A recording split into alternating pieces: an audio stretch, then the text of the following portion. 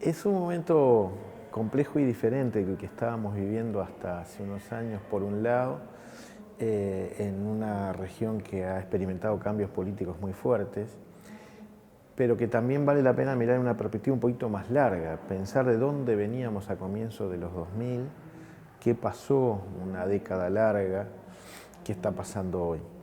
Un contexto donde se dieron muchas cosas, no es fácil resumirlas, muchos cambios en la escuela, en el sistema educativo, por un lado.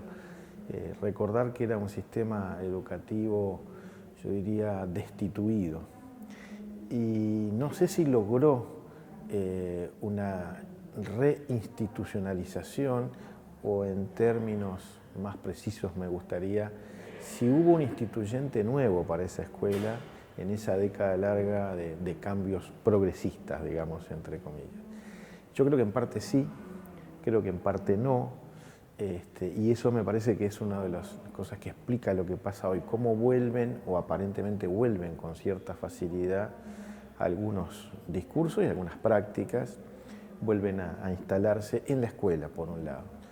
En el campo social, de los movimientos sociales también, qué pasó en estos años donde hubo oportunidades de decir palabra propia como no había habido, donde hubo oportunidades de sentir como propio el derecho a la comunicación, que tampoco habían existido, de construir ese derecho, diría yo, al menos en algunos lugares. Quizás Argentina es especialmente importante en ese sentido, más que otros, ¿no? Si uno mira la región.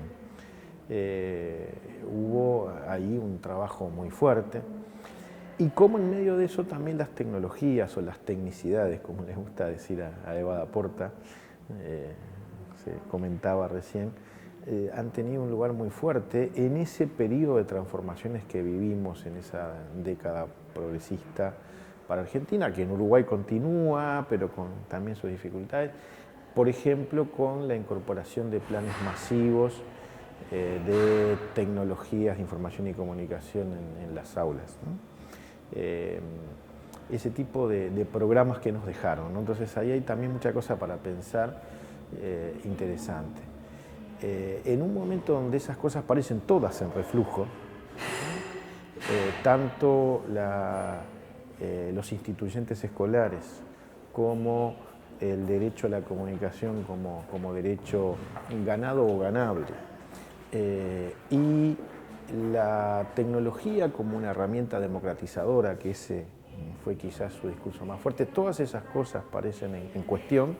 Es un momento como para preguntarnos qué dejó de profundo todo eso, qué no fue tan profundo, y entonces en parte se explica un retorno de cosas que estaban antes y una aparición de otras nuevas también, porque por ejemplo ciertos discursos participativos en todos estos espacios tecnológicos, políticos, sociales y educativos, en todos ellos, tienen a veces una recuperación desde otras perspectivas políticas, ¿no?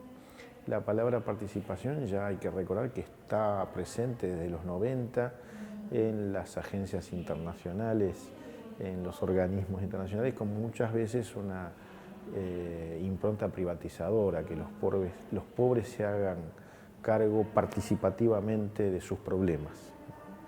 Por ejemplo, eso vuelve a aparecer con variantes distintas. Lo planteaba recién Mónica Pini, me pareció bien interesante ser precisos en eso, ¿no? ¿Cuál es la impronta actual de esos discursos, mucho más sofisticados, ¿no? Y las prácticas que van articuladas. Entonces, en medio de todo eso, me parece que es un momento donde necesitamos mucho mirar a una perspectiva histórica más larga. En parte coincide, aunque venía de antes, venía de los 90, una incorporación de mucha gente a la academia que no estaba, a veces son las mismas personas. Bueno, en mi propio caso, yo diría, mi incorporación a la academia es de los 90, pero yo venía de prácticas de educación popular, de comunicación popular.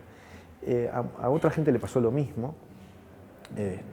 Comentábamos ahora el caso de Jorge Huergo, de alguna manera también es una historia de ese tipo.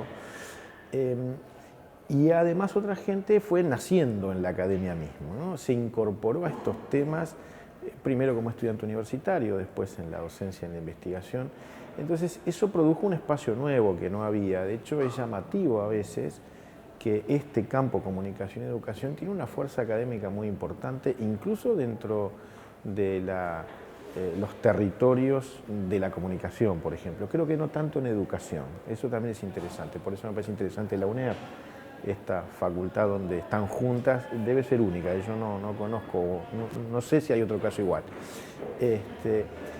En el campo comunicación, por ejemplo, es llamativo que, hay que decirlo con cierto orgullo, este subcampo produce mucho. Quizás porque se autoexige en parte por los que veníamos de afuera y sentimos como la exigencia de mostrar nuestra presencia también en ese territorio. Ahora, ese territorio académico es un territorio complicado porque puede ser un territorio que nos cierra mucho hacia adentro, que nos obliga a regímenes muy complicados de evaluación, de seguimiento, de cumplimiento, de productividad, de publicar, etcétera, que pueden alejar mucho de lo social, de la escuela, ¿no? En general creo que hemos logrado mantener ese vínculo y hacerlo rico, pero quizás a veces algunos discursos se nos pierden, ¿no? Por ejemplo, preocuparnos de si lo que escribimos es posible de ser leído y es leído por los maestros, para poner un ejemplo de estos claros, y se puede usar en ese otro lugar. Eso no quita la importancia de nuestro más fino trabajo teórico, lo necesitamos, ¿no?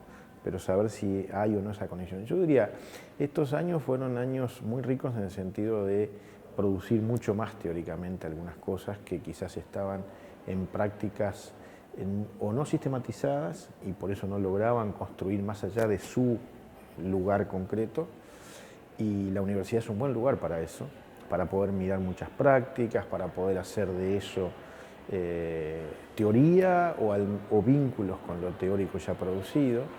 Eso ha sido muy bueno.